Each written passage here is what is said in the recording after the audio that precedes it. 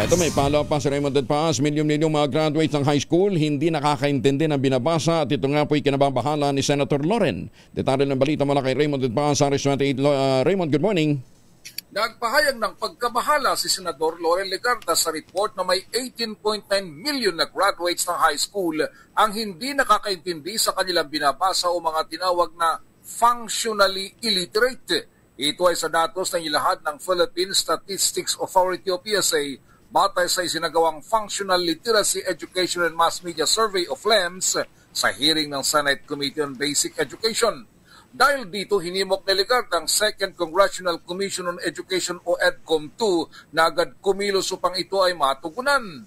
Para sa senador, isa itong masakit na katotohanan na nagsasabing may matinding kapalpakan ang sistema ng ating edukasyon dahil ang attendance at graduation ay hindi na garantiya na ang bata ay natuto. Kaya't baliwala lang ang diploma dahil hindi naman natuto ang milyon-milyong mga bata at hindi sila handa sa pagharap ng anumang hamon ng buhay.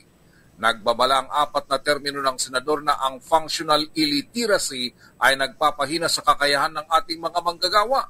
Dahil ang sistema ng edukasyon na may mga graduates na hindi nakakaintindi ay nawawala na tayo ng kakayahan na makipagkompetensya at marami ang mawawalan ng magandang oportunidad sa trabaho. Sa hearing na ipinatawag ni Senador Sherwin Gatchalian, nalantad na may 18.9 million na high school graduates ang marunong magbasa at magsulat, ngunit hindi na iintindihan kahit ang mga simpleng kwento na kanilang binabasa na tinawag na mga functionally illiterate. Ito si RH28, Raymond Dadpas para sa DCRH, una sa Pilipinas, una sa Pilipino. Maraming salamat, Raymond.